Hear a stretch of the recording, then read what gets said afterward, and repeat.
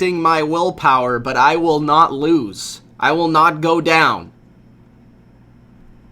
I'm back. Another NFL free agency live edition. We're back for some more free agency frenzy. The NFL will not sleep, so I won't either. So let's just break down some more moves. I have about 6 here written down that have gone down that I haven't yet covered that I feel are worth covering. If you have any that I haven't covered and you want to let me know in the live chat, let me know. If you have any questions regarding NFL free agency, let me know. But I'm just pretty much going to do this as if I was recording it, but I'm just going to do it live for fun. And I also feel like it would be easier to get it out there so I don't have to constantly be uploading it. Although I'll also be splitting these into separate videos for you guys to watch. And I still have to do that for the other one as well. So still a lot of work to be done here on the Bottom Line View, but I hope you guys have been enjoying the content so far today. And if you are just joining, guys, make sure that you do show some support. Gronk spike the like button. Get everybody in here as possible. The more likes, the more people that see this video. So Gronk spike the like button. Subscribe to the channel if you haven't already. And of course, I want to hear from you guys every video. I need to hear your opinion. Let me know in the comment section. If you're watching this after, let me know in the comment section. If you're watching this live, let me know what you think about these moves. And if you have any questions regarding NFL free agency. All right, so let's check out who's in the chat first, just to say hello to the people. So we have 21 people out here at pretty late. It's pretty late right now. Stuart says, what's up? What's up, Stuart? The Bills Mafia says, Vikings, Texans fans are coping hard right now. Stuart says, Broncos fan here, my guy. What's up, Stuart? Cash says, Broncos fan too. Oh, we got some Broncos fans in here.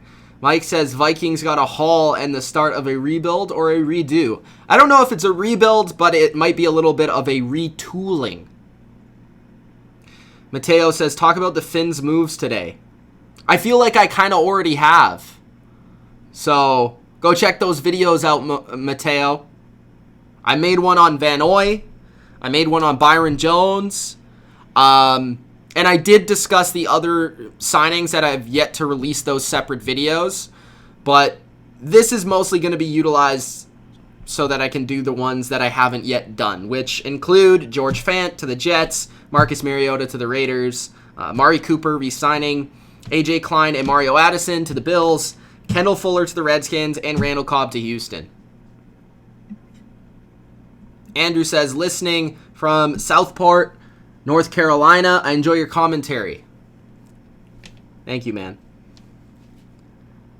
Party is in the chat. What's going on, Party? What'd you think of that big trade today? The Charm says, I'm pretty sure Patriot fans are getting a bit angry at Bill Belichick because he hasn't signed any free agents yet. He does that every year. Can we get a grade for the Finns? I think so far it's been an A. I'm not just teasing you. I think they've had a great free agency so far. Do the Chargers make a big move? It depends what you think a big move is, but I'll say they make at least a couple mid-tier signings. All right, so let's get underway. Let's start off with George Fant, tackle, being signed by the New York Jets. So this actually, I was going to react to this earlier today, but it got interrupted by the Stephon Diggs trade. So I stopped what I was doing. I halted it. I was like, okay, I got to do this right now. So I had to go over to the Stephon Diggs trade. But George Fant has been signed by the New York Jets, and really, I think you could see this in a multitude of ways. I think you look at this signing, and some people would say it might be a little bit of a desperation signing. I think some people will look at it as, $10 million for like a backup per year. What are they doing? I think when you consider what the Jets needed coming into free agency, they really needed offensive linemen. 4 of their offensive linemen that started in 2019, all free agents. The biggest position of need for the Jets has been the tackle position. Right tackle, left tackle, doesn't matter. Fant can play both, so that is a positive. He's only 3 years into his career. This will be his 4th year in 2020, so he's still very young. He's going on to his year 28. He's going to be 28 years old. Last year, he played 7 games. He started 10 games in his rookie season. He started 7 games as well in 2018. So he's kind of been like the Vitae of Seattle. Like, he stepped up to the plate when guys have gone down, and I do believe in his rookie season he started a fair amount of games because Seahawks really didn't have any other options. They then brought in Dwayne Brown, and they kind of moved Fant to more of a backup swing tackle kind of role. So Fant now goes from a swing tackle in Seattle to a starting tackle with the Jets. In terms of his PFF grading, he doesn't grade horribly, but he doesn't grade well either. He graded as the 57th best tackle, so if you split that left tackle, right tackle, he's somewhere in the bottom end of a starting tackle in the NFL. So considering the money that they gave him, I do feel like it's a overpay for sure. It's definitely an overpay, but when you take a look at this move, I think I'm trying to be positive with it. I'm trying to say, okay, the Jets, maybe they see some potential in him that other teams don't see. Maybe they see an extra gear to him where maybe he can develop even more. Because remember, this guy is a very athletic tackle. He's played tight end at times. That's how athletic he is. So he has the athletic tools to be a capable tackle. He's 6'5", 322. Like I said, he's still a young player. He's still developing. And I think the Jets think that they can continue to develop him and really have a player on their hands that can be a starting capable tackle. And when you look at it, I mean, it does to me scream a little bit of a desperation move because it did immediately follow Conklin being signed by the Cleveland Browns, Joe Thuney being franchised, Glasgow not going to the Jets but going to the Broncos. I mean, a lot of things today have happened for the offensive line market, and they have all avoided the Jets. The Jets, they kind of had to hit this second, third tier of offensive linemen, and they knew coming in that they really needed to sign someone. So they had to probably lose their leverage a little bit, and all the leverage was on the side of George Fant. So to me, for the Jets, I like getting this player. I think it's an upgrade for the position that they had from last year. But I do believe that it's a complete overpaying. It is a desperation move, and it's not a guy that's proven that he can be a capable starting tackle in the NFL for a long period of time. This is a little bit of a reach, and it just screams of a move that we had nowhere else to go. We basically were in a corner, and we needed to pay somebody to save face, basically. So I don't love those type of moves. I don't love moves out of desperation, and that's exactly what this screams from the Jets. While the Bills are making these big-time moves that really make sense for their team, Miami is making great moves. The Jets, to me, are going backwards in adding to their roster. And again, even though Fant could be a good player, and he could still develop into that good tackle, I just can't say he is worth $10 million a year. It is weird, though. A lot of these contracts have been coming out throughout free agency. A lot of these 3-year, $30 million type of contracts, and that's the case for this one as well. But that's my feeling on George Fant going to the New York Jets. The next signing that I do want to discuss is Marcus Mariota signing with the Oakland/Las Vegas Raiders. Now, the Raiders move into Vegas. It's going to be fun. One of the things about the Raiders all offseason has been, are they going to replace Derek Carr? Are they going to push him with a backup that's capable? And I actually predicted this move. I predicted that Marcus Mariota would sign with the Oakland Raiders/Las Vegas Raiders. I think really what this move comes down to is that John Gruden thinks he can fix Marcus Mariota. John Gruden is a coach with a big ego. Let's be honest. He's an offensive coach that believes he can get the best out of players. And there's no problem with that. This is a coach that had Marcus Mariota rated as his number 1 quarterback in that draft year. He loved Marcus coming out. And I think within the Raiders system, he's actually a good fit within this West Coast system. I think he can do a lot of the things Derek Carr can do. But I will say Derek Carr is a lot more talented in terms of a passer. But Mariota has the movement skills. He has shown that at times he can be accurate and can have some really streaky type of performances. And if John Gruden can somehow get that potential that he feels is still there out of Mariota, this might be the case of another quarterback like a Ryan Tannehill going to another situation and really the potential comes out. And that is what Marcus Mariota is counting on. He's counting on a resurgence in his career. He's counting on going to a new situation and capitalizing on it. And capitalizing on a quarterback situation that with Derek Carr has been a little shaky.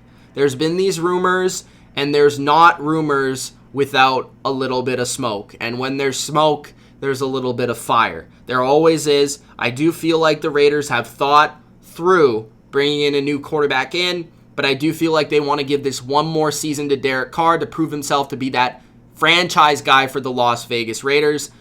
But if he doesn't turn out, or if he gets injured, Marcus Mariota will step up, and we'll see if he really has the talent within this offense to be a capable starter once again in the NFL. Now, I've never been a Marcus fan. I've never been one to say, this guy is underrated. I've never been one to say that I think he is a starter in the NFL. I was all for Ryan Tannehill taking over for him. I think the Titans needed to start over. I think the Titans needed a spark in their offense. And let's be honest, Ryan Tannehill is a heck of a lot more talented of a quarterback than Marcus Mariota.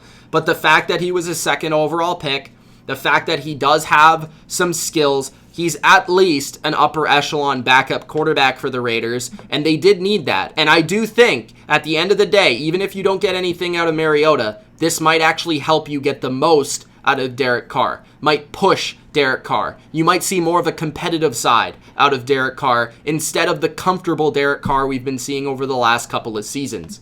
When it comes to Marcus Mariota and his statistics, he has been pretty shaky at times. He has had winning records 3 seasons in a row from 2016 to 2018, even going to the playoffs before. But in terms of stats, there's been seasons where he's thrown more interceptions than touchdowns. There's been seasons where he threw 26 touchdowns to only 9 interceptions. And there's been seasons where he's been middle of the road, like 11 touchdowns and 8 picks. He has shown that he can run the ball at times, but he's not a super runner of the football at the quarterback position. And I do think his running ability is a little overrated because he doesn't really utilize it enough, I believe. He doesn't use his athleticism enough. It's more of a mindset to use your wheels than it is a actual physical tool. So Mariota, I like the signing because it makes Derek Carr compete. It makes Derek Carr inherently a better player. And I believe that at the very least, you're going to have a good backup for Derek Carr.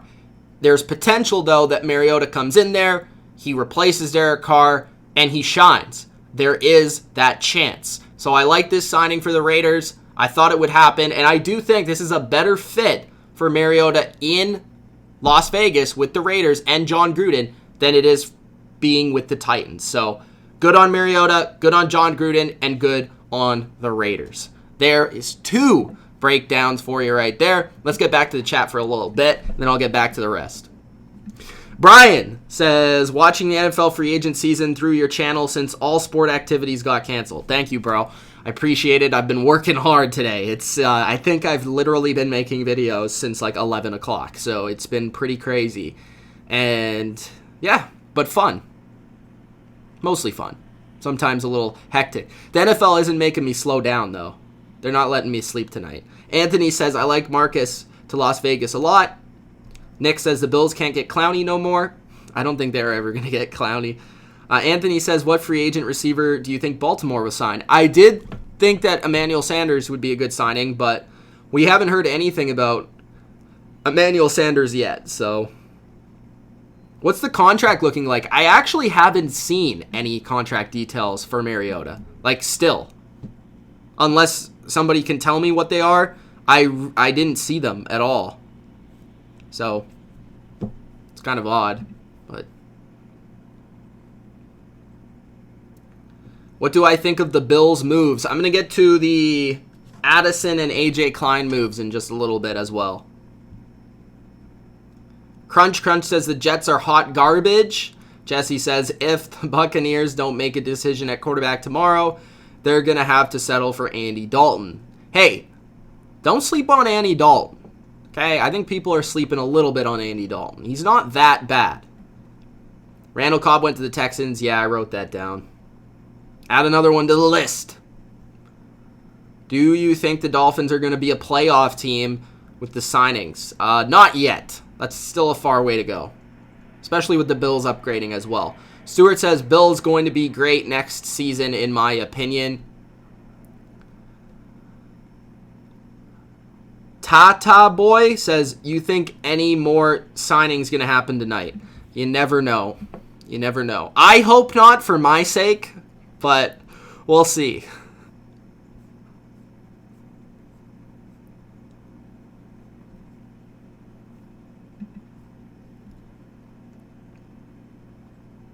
What do you think about the Eagles trading for Darius Slay? I think that would be a great move. I think they desperately need a corner.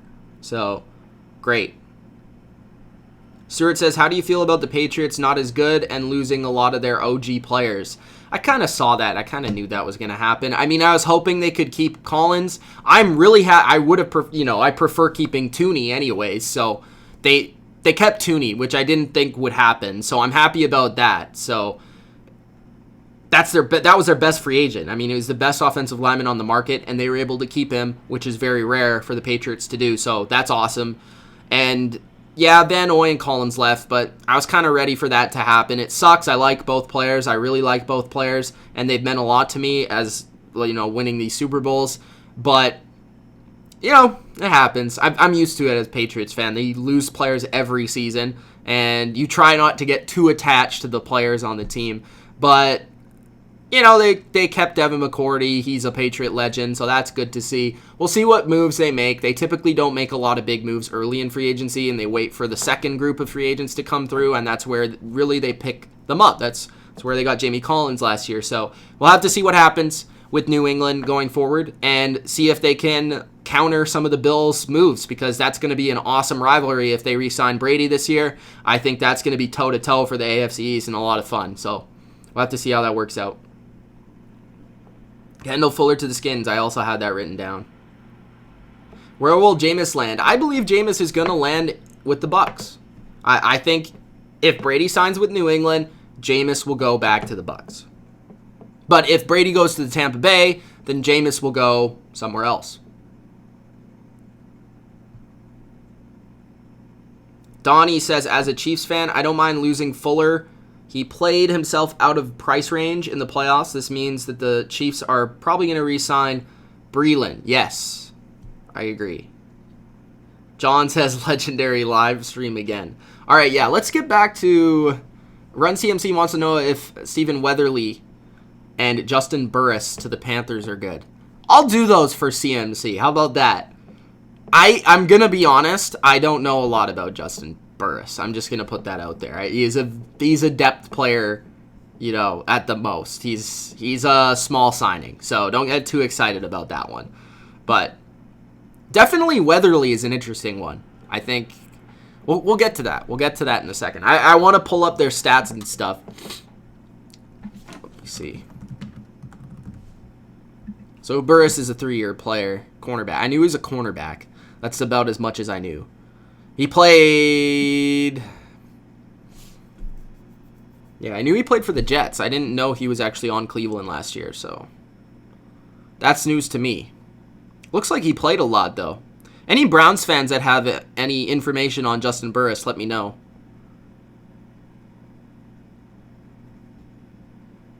Yeah, it actually seemed like he played a lot more this season, because I remember him for the Jets was just like a special teamer. But for Cleveland, it looks like he played. I mean, he started 9 games, so maybe an under-the-radar signing for them. PFF is slow. I'm trying to check their grades right now. What was your guys' favorite move today? Let me know that.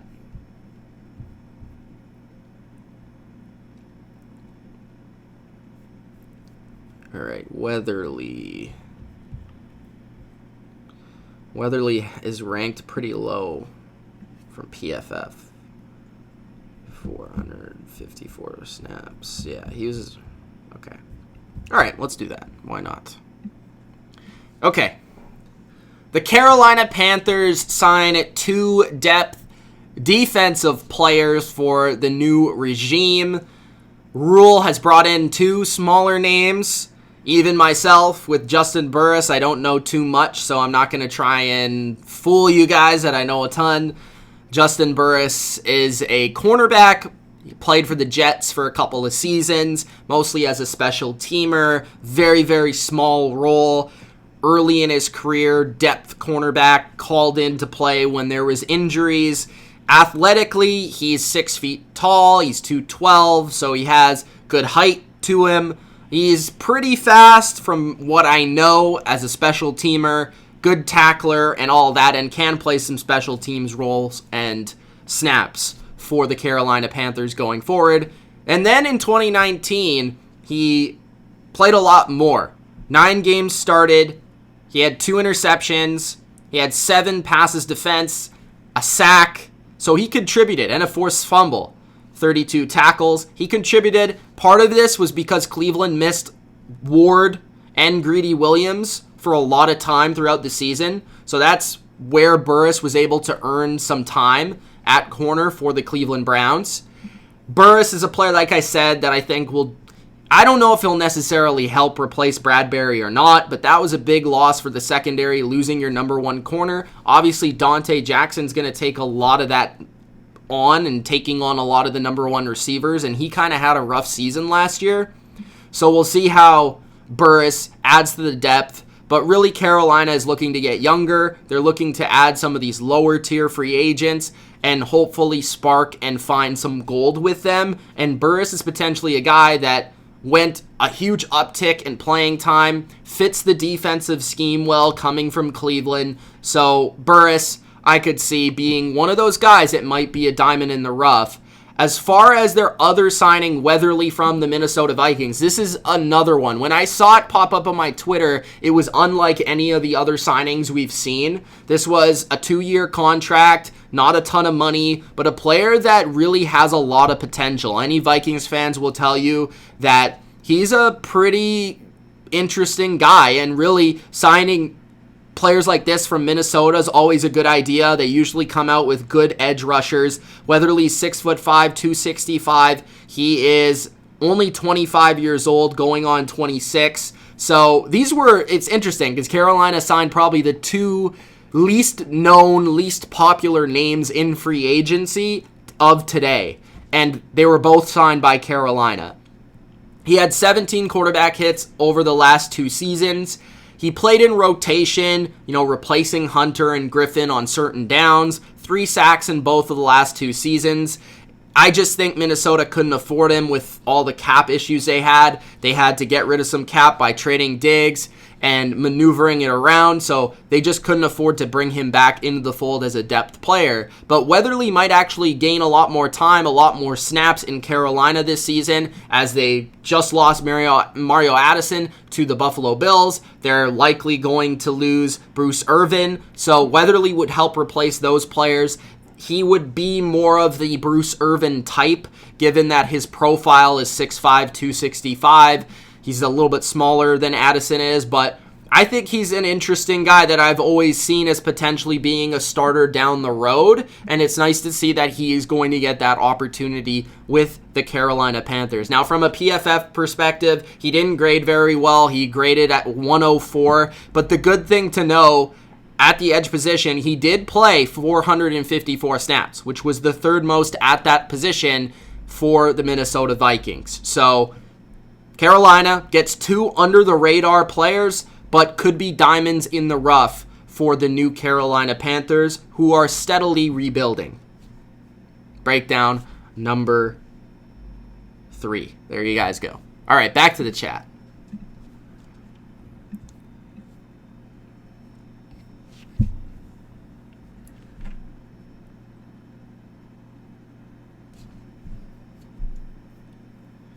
Rob says Weatherly is pretty good, was just buried behind Hunter and Griffin. Yeah, I agree with that. No problem, Run CMC. What grade do you give the Bears today? Oh, geez. Jimmy Graham? Jimmy Graham's like close to an F. I'm sorry to say. Did they have any other moves? They lost Kwiatkowski, which wasn't great. They have any other moves that I'm missing? I don't think so. Is it really official that the Bills signed Addison? Yes. I guess that's the next one up on the list. I don't think Carr's leaving Vegas. Unless he gets traded somewhere.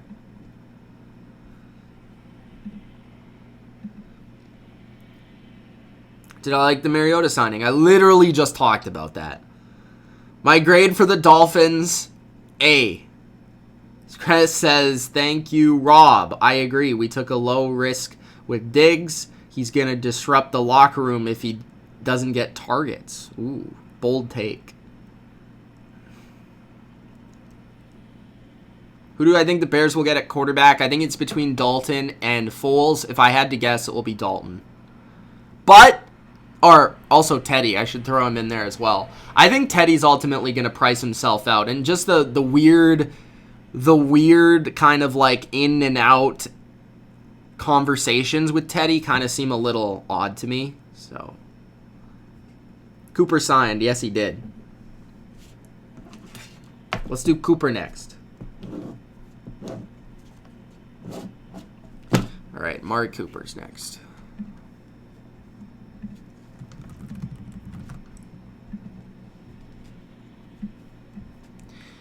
Amari Cooper has re-signed with the boys. Dak Prescott has his number one wide receiver for the foreseeable future. That is assuming that the Dallas Cowboys re-sign Dak Prescott to a long-term contract. But Amari Cooper, 25 years old. He's already had 4 1,000-yard seasons throughout his NFL career.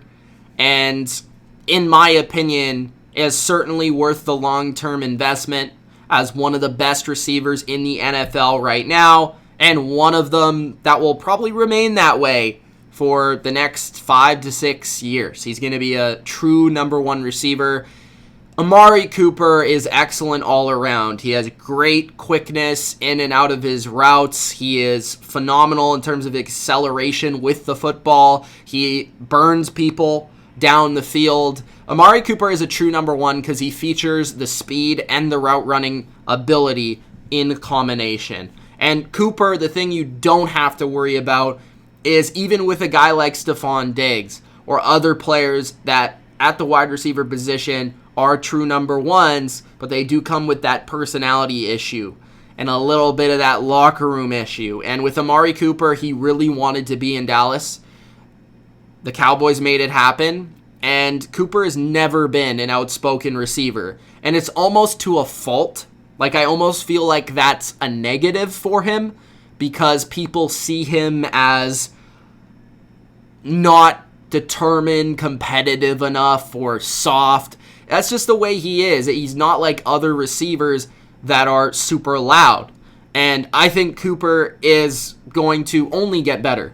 I mean, he looked awesome last year with Dallas. We saw the impact he made on the 2018 Cowboys when he immediately got traded to them and made an impact and allowed them to come back that season and make the playoffs. Now, the hope going forward is that Dallas can get back to the playoffs, but Cooper, having him is a major factor because, like I say, you need that quarterback, you need that tackle, you need that edge rusher, and then you have the wide receiver position or a true number one target who makes defenses scared, who makes defenses game plan for you, and that's exactly what the Cowboys have in Amari Cooper. Excellent player, great route runner, wanted to be a Cowboy, is going to be a Cowboy for a long time. $100 million he is signed to. I think it's worth the investment, and the Cowboys have retained their boy Amari Cooper for the long term. Great news for Dak Prescott. Now let's just see if Dak can get that contract. All right. Another one down. The NFL not stopping me. Addison's good. I'll go over him in a bit. That boy Devin says Julio Jones to New England. If that actually happened during the middle of the night, I would lose it. Seriously.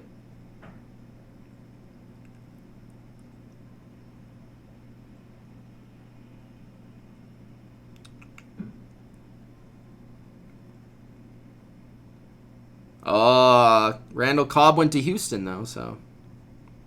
I already knew that, but Dilly posted it in the chat, and he was upset. The interesting thing is, can Josh Allen maintain Diggs? Can he be accurate? I love Josh Allen, but accuracy's always been an issue for him.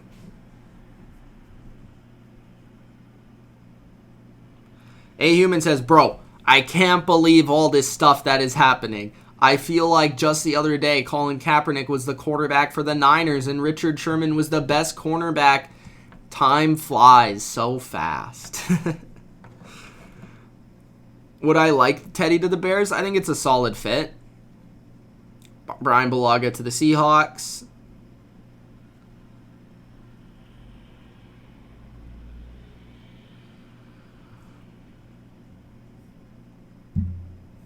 Does Baltimore re-sign or trade Judon? Good question.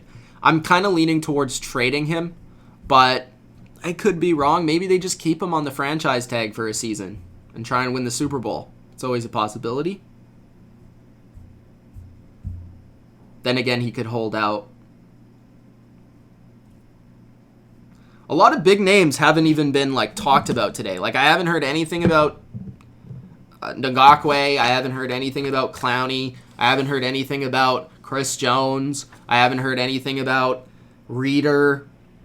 I haven't heard anything about Fowler or Griffin. I haven't heard anything about Littleton. I haven't heard anything about Chris Harris. I haven't heard anything about Jimmy Ward, Clinton Dix. I haven't heard anything about Melvin Gordon. I haven't heard anything about Kenyon Drake other than the transition tag. I haven't heard anything about AJ Green being traded. There's so much that's going to go down tomorrow, too. It's just going to be crazy. Robbie Anderson, Emmanuel Sanders.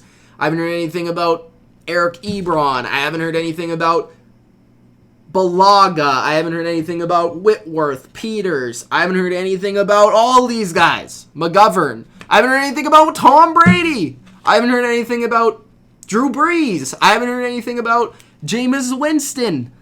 I mean, there's so much going on, and Dak's still got to be signed, and Teddy's got to be signed. So many things. So many players. I mean, Sue, McCoy, Daniel, Snacks, Vic Beasley, Michael Bennett, Pierre Paul. Or actually, he was resigned. Yeah, there's a lot of guys that's still out there. A lot of trades. Could Odell be traded? It's been floated out there. Trent Williams has to be traded. Yeah, it got franchised, but it still could be a trade.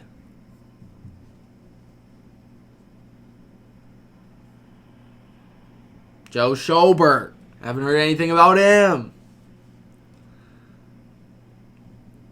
I think the Bears are going to try and they're going to try and go after Demarcus Robinson. That's kind of my feeling. Clowny talked to the Giants for $84 million. What do you think AB Jimmy Graham to the Bears? Oh, about. I was like, AB Antonio Brown to the Bears?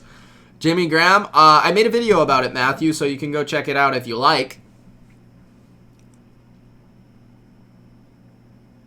Everson Griffin to the Browns says limitless. Did that actually happen?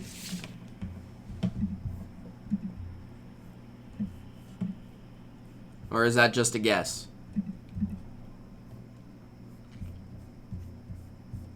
I don't feel like Everson Griffin would sign that quickly. I think he's just going to wait for the Bills to give him an offer.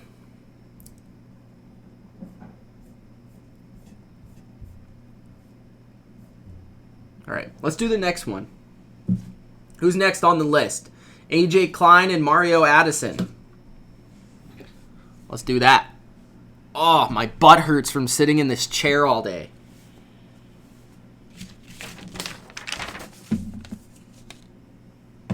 Okay.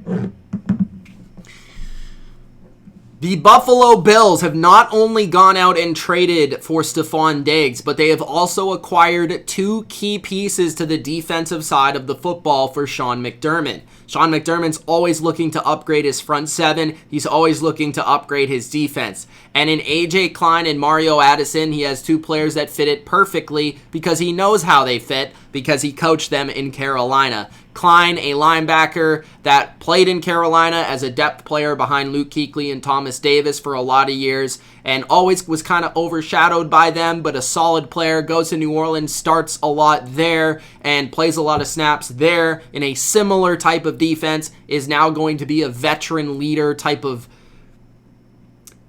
depth role for the Buffalo Bills at linebacker. I thought that the Bills might go after a depth guy because they lost Lorenzo Alexander, and they kind of need those guys behind the main 2, guys that are capable of coming in and starting if those players go down in Edmonds and Milano. And with those 2 guys being the starters, AJ Klein is a very good complementary number 3 or number 4 linebacker who can play just about the same role as Milano, and I think can play in there in the base defense. If you need to add an extra linebacker to the defense, he's perfect for that. So AJ Klein, I really like this signing. Just really, really low. I didn't even see it at first. Somebody actually told me about it, which is how low of a signing it was, how low radar it was. Nobody even was discussing it. As for Mario Addison, Addison is a stud. I predicted this move to happen. I'm really happy with all these moves I'm predicting to happen, but this one was so obvious. The fit was there. It was 100% made in heaven. I mean, Addison was very successful early in his career with Sean McDermott as his defensive coordinator, and it only made sense now that he was a free agent to find Sean McDermott once again and play for his team. Now that the Bills are actually a team that have a chance to do something in the playoffs, that enticed a veteran like Addison who's looking to go somewhere to win, right? Addison, he's not young anymore. He's going to be 33 next year, but he's still at the top of his game. This is an edge rusher who hasn't had below 9 sacks since 2015.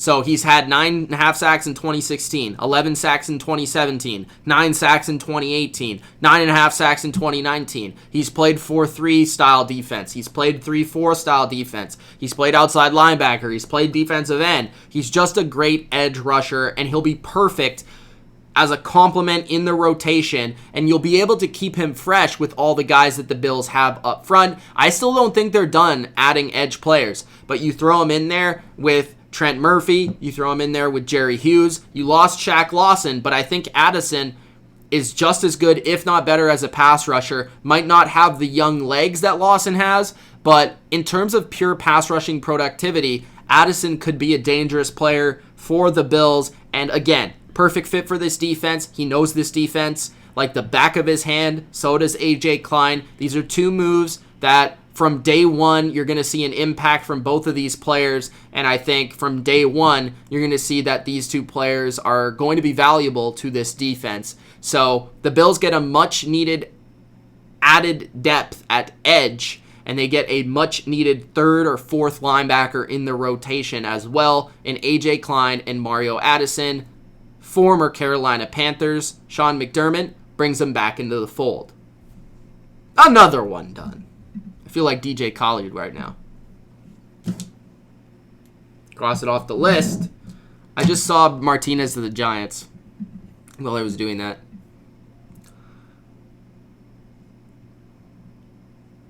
Fred says Addison is old as dirt. Doo-doo signing.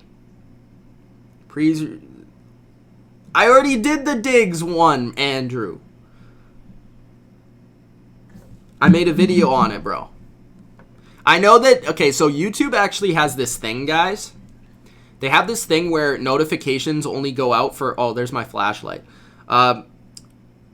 notifications only go out for like 3 to 4 videos a day, and then it maxes out. Like, because I made like 15 videos today, a lot of you didn't see the videos I actually made. So make sure you go back to the channel, and I made a playlist, free agency reactions. All the videos are there for all of the reactions I've made. And you can go check that out if you've missed anything, and go to the channel and check out whatever videos you want to check out within there. Like, I have one on Diggs.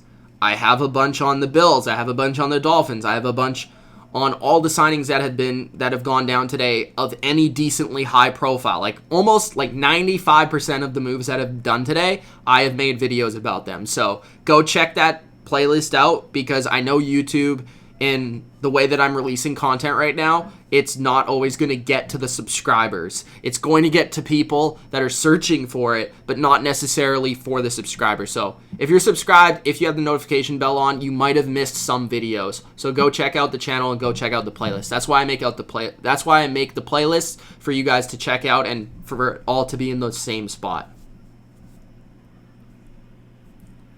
Tomorrow is going to be insane. Deandre Hopkins, I talked about in the first live stream that I did, and I have yet to release the video for it, but I will put out a video probably tomorrow. How are you not subscribed, but you have notifications on? That's very weird. How's that even a thing? Did Robert Quinn go to the Seahawks? Or is that just, you're throwing that out there? Giants, Martinez. I got to write that down. Who do you guys want next? Let's vote. Fuller to the Redskins, Cobb to the Texans, Giants, Martinez. Which one do you want next? I can't believe they're still announcing moves right now. The Giants contract. Oh, it is out. 3 years, $30 million. What the heck is with 3 years, $30 million?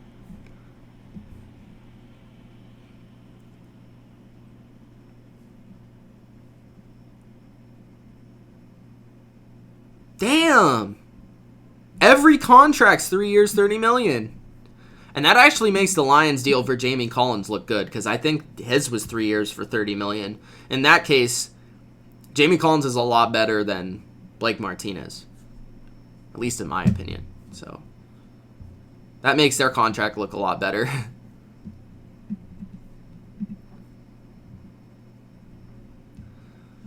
Leveraging says Cobb.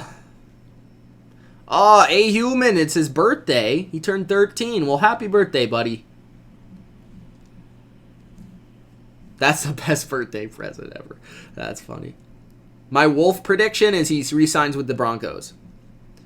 Martinez, Giants. Cobb, Texans. Okay, so most of you guys want Martinez. Yeah, guys, Gronk spiked the like button if you haven't. We have 150 people in here and only 37 likes. Come on, guys. Gronk, spike it.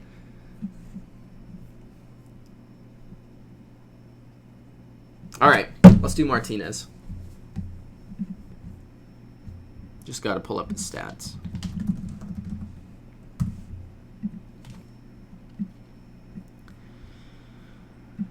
All right.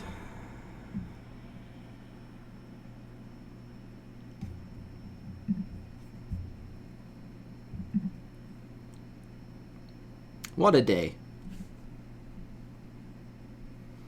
What a football day.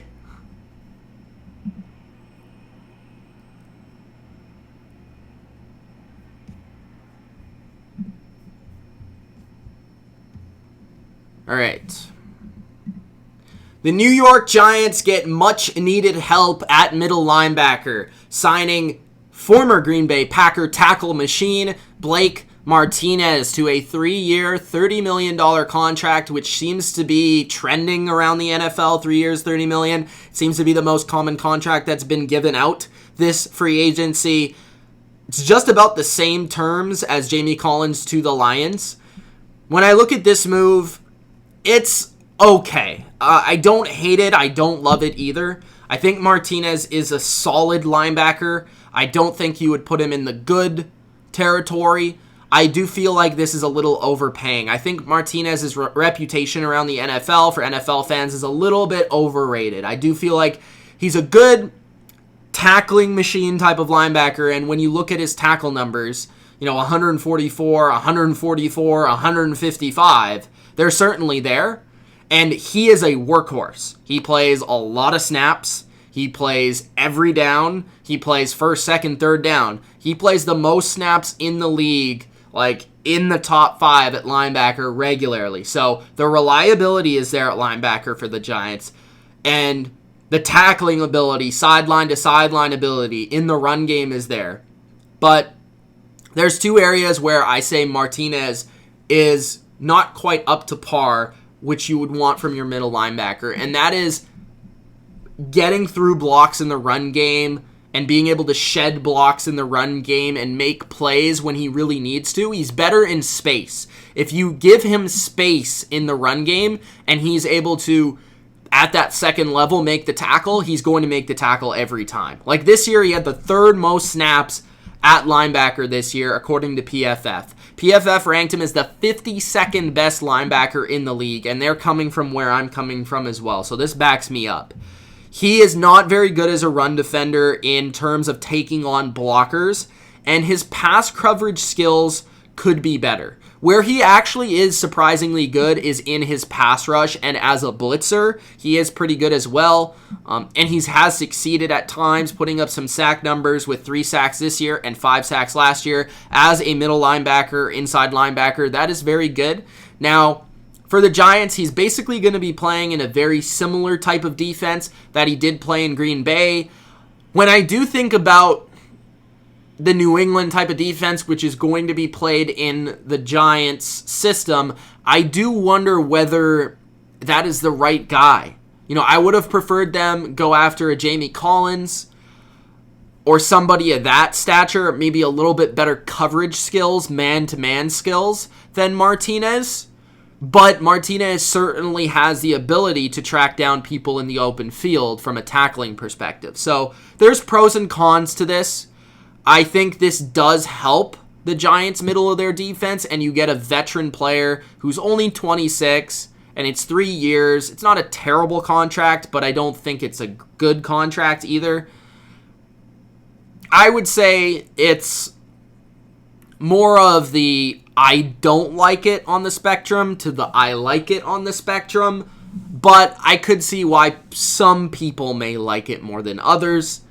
So overall, Giants, they continue to upgrade their defense, getting James Bradberry earlier in the day. Now they upgrade the second level. We'll see if they upgrade the edge or the defensive line tomorrow or in the coming days of free agency. Martinez is another added veteran piece that is known around the NFL for his great tackling ability, and we'll see him bring that and his reliability to the New York Giants. So Blake Martinez to the Giants. That's another one off the list. Another one bites the dust. We got 2 left.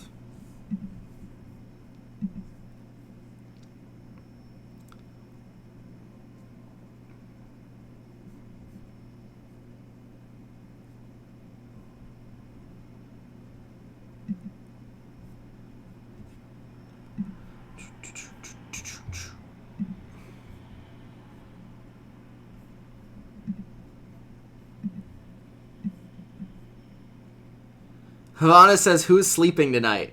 Well, I gotta sleep tonight just so I can wake up tomorrow. I do like Jamie Collins to Detroit. I also made a video on that. Go check that out. Limitless says, Jimmy Ward re-sign. I don't think that's happened yet. Why did the Browns sign Keenum? I know, that was like a weird one, right? I don't really know. To be honest. It was weird. It was like, I understand why other teams would sign Keenum because I guess he's a reliable backup. He's actually kind of similar to Mayfield in some ways. I think Stefanski knows him from his Viking days, but I don't know.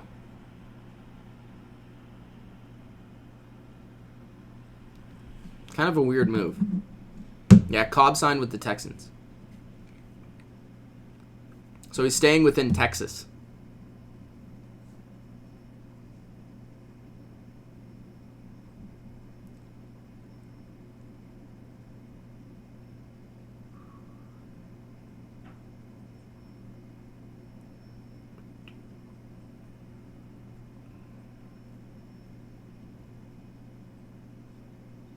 Jesse says, I'm done looking at the chat because most of the time you'd be trolling.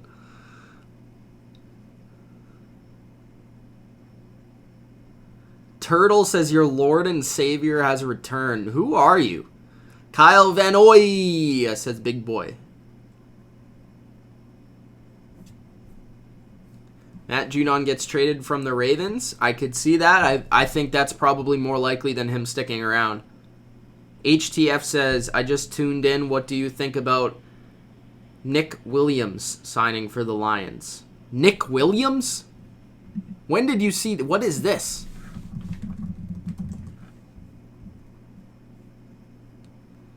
Lions agree to terms for a 2-year contract with Nick Williams. I didn't even see this.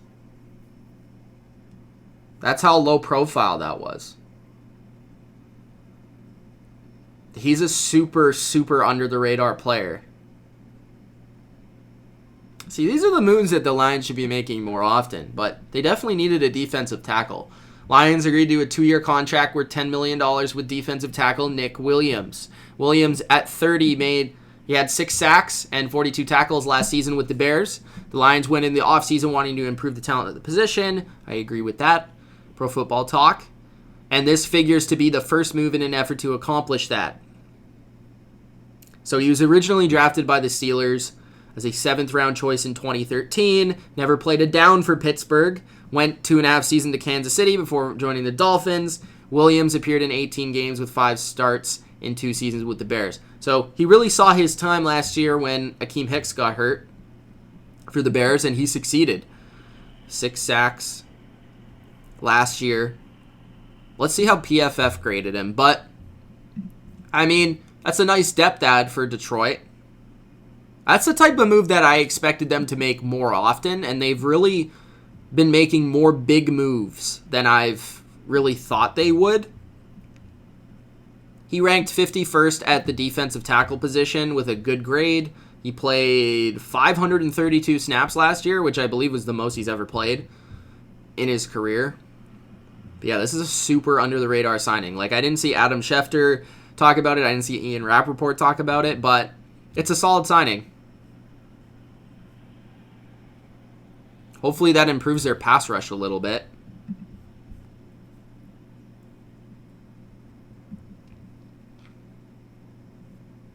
Interior pass rusher, 6 sacks, 9 quarterback hits, 2 fumble recoveries.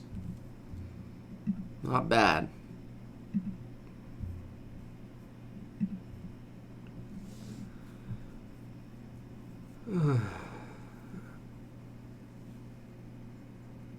Who replaces Shelby Harris in Denver?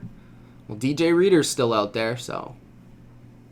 Do I like Tua to the Dolphins or Justin to the Dolphins? I like both of them. But I think Tua.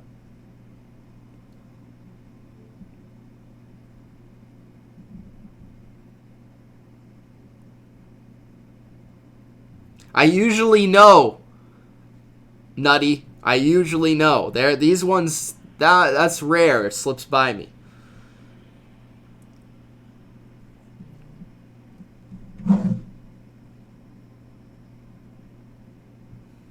Oh, 49ers to re-sign Jimmy Ward. I just got that. Good for them.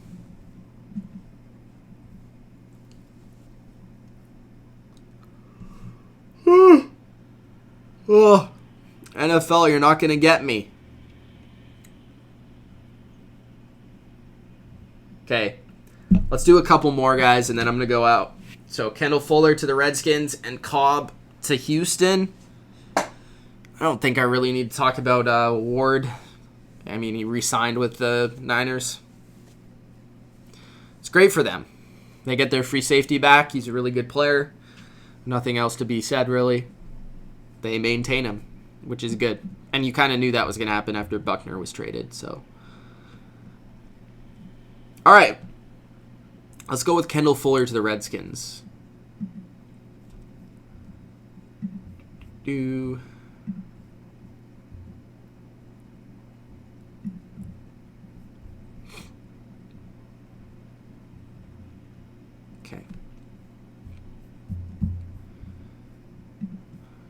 How old is he? I think he's like 26, 27.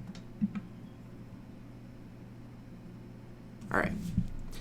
Kendall Fuller has returned to the Washington Redskins to help out the really desperate secondary of the Washington Redskins. This is a big-time upgrade for the Washington Redskins secondary. Of course, remember that Kendall Fuller used to play for Washington and was actually a part of that trade for Alex Smith. But he has returned. He has gone to Kansas City, played a couple of years, gone to an AFC Championship, won a Super Bowl, and now he's returned to Washington. Returned home at only 25 years old. Fuller is going to be in Washington for a long time, and hopefully Redskins fans a good time, right?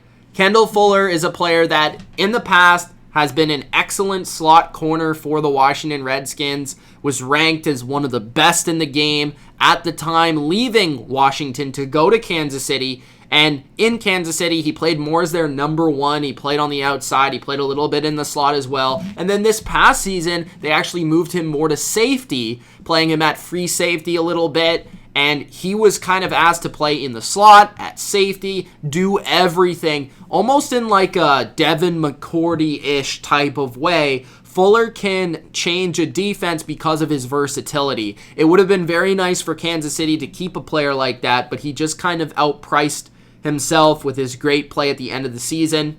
His playmaking ability really in the Super Bowl and in the entire playoffs. He was one of the best Chiefs defenders in the playoffs. Fuller is still very young, as I brought up, has that versatility. He earned a 90.6 grade in 2017, his last season with Washington, which is superb. Fuller signed a 4-year, $40 million deal with the Redskins. So he'll be there until he's like 30 years old, and then we'll see if they end up re-signing him. But the Redskins get their man back. They get a premier versatile safety / slot corner in Kendall Fuller. We'll see what else they do with their secondary, but he's good in zone, but also played a lot of man in Kansas City. I think they're shifting to play more man. Let's see if they continue to go that route in Washington. I got something. Got an itch or something. All right.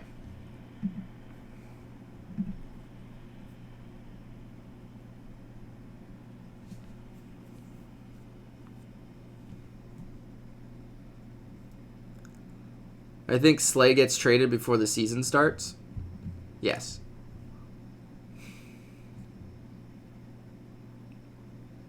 Am I streaming tomorrow? We'll see. I'm definitely doing videos.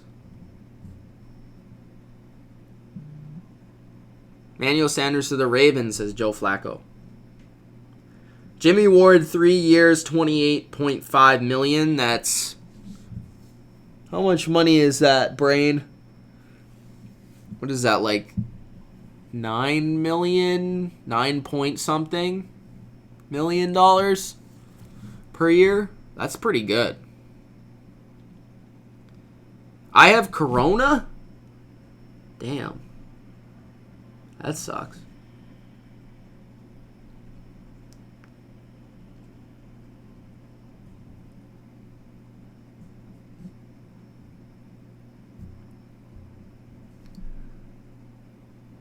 What's up, Jason? Jason. Troll. Yeah, that sucks, Turtle. Percentage chance that Brady signs with the Bucks. I'll say 40... No, 35.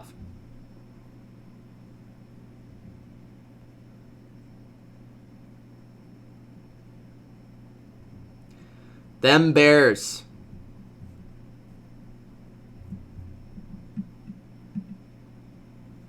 Better than first take. Thank you.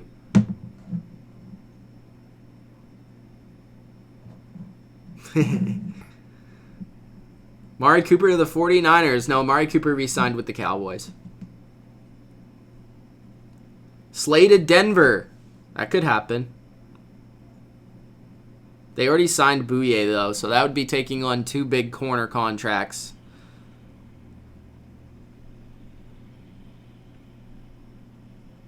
Mike Glennon looks like an alpaca. Sports Today asks if the Lions should target Clowny or Chris Harris. I think Clowny would be awesome. Chris Harris, because they have Justin Coleman, I mean, he's a good man corner, but he is a slot corner, and that's where Justin Coleman is best at. So, might be a conflict of interest, but I could see them doing that. Jason says, I'm late. Bills get Diggs and Addison. Huge, huge, huge. Yes, videos. Diggs video is already out, and the Addison video will be out probably tomorrow. But I already made it. I just did it live. You could probably scroll back and find it.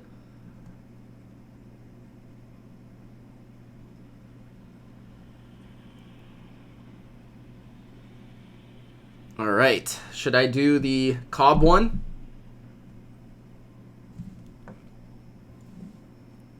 Do I think Cam will be traded? No. Ryan Tannehill gonna suck? No.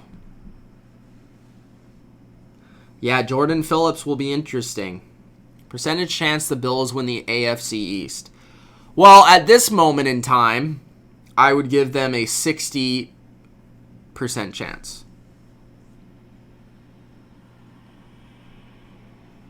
But that may change. How many wins will my Pats get? It depends.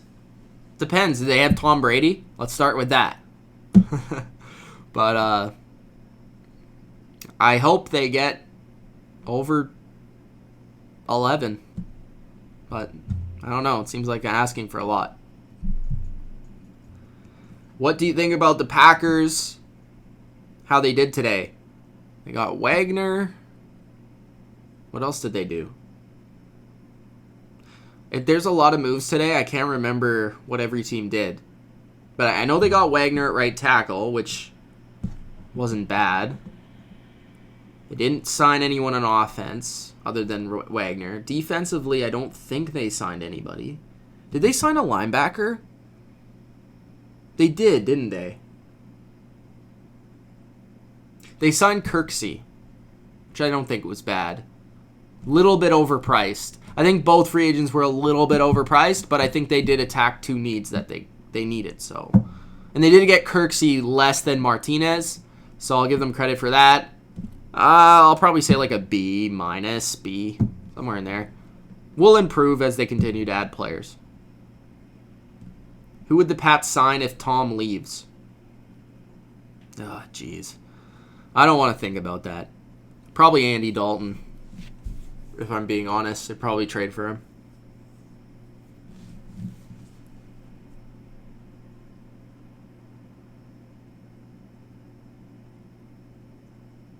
Do you want your Pats to re-sign Brady? Yes.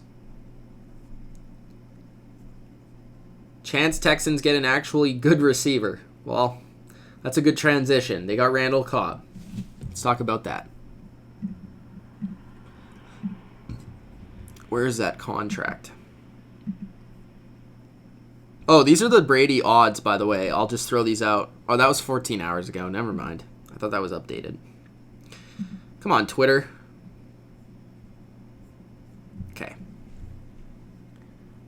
Randall Cobb. He was good last year. Under the radar. Okay. Randall Cobb stays within the great state of Texas. No longer playing for the Cowboys, though. He will be playing alongside Will Fuller and Kenny Stills in Houston. Deshaun Watson, he may have lost DeAndre Hopkins, but it didn't take Bill O'Brien long to go out there and find a veteran receiver who can be reliable as a slot guy or on the outside for the Texans. Cobb signs a 3-year, $27 million deal with $18.7 guaranteed. Teed, I'm sure it was a big deal for Cobb to go to a team that still had chance at winning something, at going to the playoffs, at making something happen. He's a veteran player and signed with Dallas for a low contract, 1-year deal last year. It worked out for him. He had a big resurgence with Dallas. 55 catches, 828 yards, and 3 touchdowns. That was his best season, really, since 2015. So Cobb physically looked like a better player. He physically looked faster, quicker, more athletic. He's been dealing with injuries his whole career, but he's had some bright spots. 2014, he was a Pro Bowler with 1,200 yards and 12 touchdowns. I don't believe he's that player anymore, but I do think he's a complementary add to this offense, and I do think what Cobb will bring to this Texans offense is some of the things that Hopkins brought in terms of his ability to catch the ball underneath a defense and make a play underneath a defense. You know, the Texans have Kenny Stills and Fuller, who are stretch the field kind of guys. Cobb is more that slot receiver who's going to make damage and run those routes underneath. And probably we'll see him catch around 60 passes again this year because that will be valuable to Deshaun Watson. And Bill O'Brien, he knows how to utilize those slot receivers. So I think that the Texans, you know, it sucks to lose DeAndre Hopkins. You have David Johnson.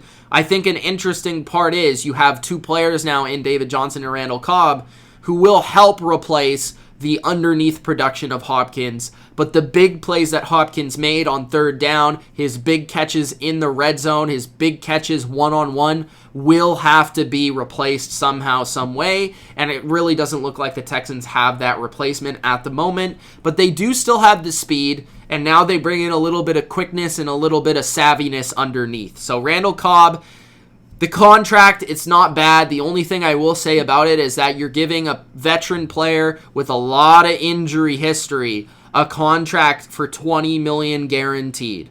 That's a little risky to me. So Bill O'Brien, he's made some interesting moves as a general manager. This is another one. But I really thought Randall Cobb coming in this free agency was one of the more underrated receivers on the board in free agency. And the Texans land Randall Cobb to be their slot receiver for 2020 and hopefully help replace a little bit of what DeAndre Hopkins gave them. So there you go. Randall Cobb to the Houston Texans. That's the last breakdown. What do you think is the worst signing today? Worst signing. Jimmy Graham. John says $20K coming up. Yeah, let's get to $20K. Share with your friends. Get them to subscribe. We have 142 people in here and only 70 likes, guys. Come on, do me a favor. I've been making videos since 11:30. Can we get more Gronk spikes on this video? Gronk spike the like button. And if you guys are new, subscribe to the channel. I'd appreciate it. Thanks.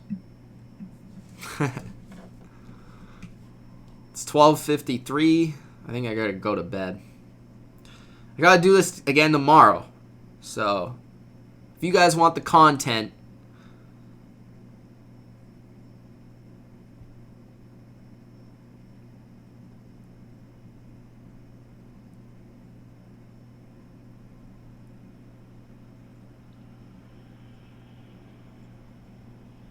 alright.